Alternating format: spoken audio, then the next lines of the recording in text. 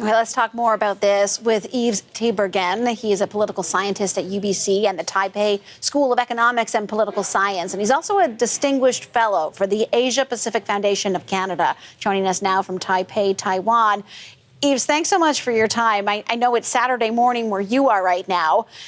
There's certainly been a lot of reaction to news of this deal across the country in Canada. What are you seeing out of China and Taiwan?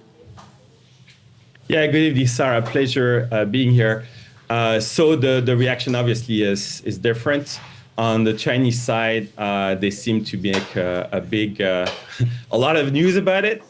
This is kind of symbolic.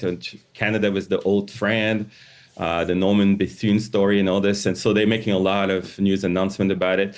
On the Taiwan side, I think it's watch with caution. I think Taiwan would be pleased that the stability of Taiwan Strait was brought up in discussions.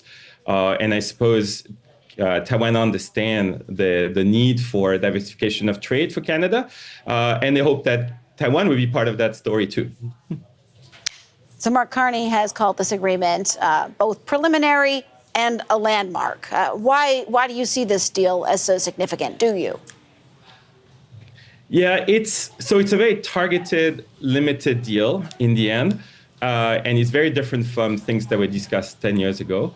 So it's not like a huge, free trade agreement and all this, but it's a big deal because it unfreezes a relationship that was blocked for 9 years. For 9 years, there was no high-level visit. So if a business person was in trouble in China or was, harassed by bureaucrats, you couldn't escalate easily. You need all those committees to restart. The joint committees on economy, on trade, on finance, all the things that are being restarted are essential to discuss problems as they go for actual Canadians on the ground. So that's kind of the biggest part of the deal. Then there's the quid pro quo on agriculture versus EVs. There is also cooperation at G20, APEC, and all this. And all this would not happen without this massive disruption in the world today, brought about by our friends down south, right? We're not in liberal international order anymore. We're not in rules-based order anymore. Every day the order is being whacked, right? And Canada's economy and economic security has become a problem, right? It's been in danger. And so a bit of hedging, a bit of signaling, diversification is kind of what middle powers do when they're whacked by one superpower. I mean, is it safe to say that Mark Carney did actually achieve what he set out to do here? Well, of course, the devil will be in the implementation. And then ultimately, the Canadian public debate will play out and Canadians will watch. But the implementation will require, doing the targeted opening and the dialogues and the opening of some contacts while being security conscious. So there's two big guardrails, so constraints in Canada.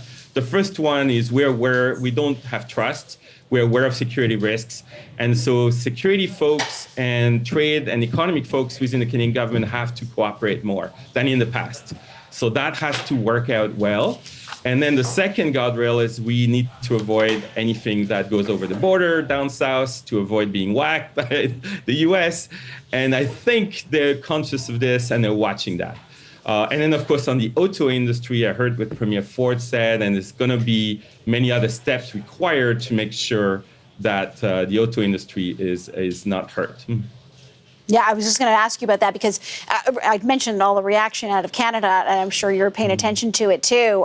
Some of it is very positive, some of it is not very positive. Doug Ford calling it lopsided and expressing concerns. To that, two concerns that anyone might have. What are you watching for in the coming days with regards to what's played out today?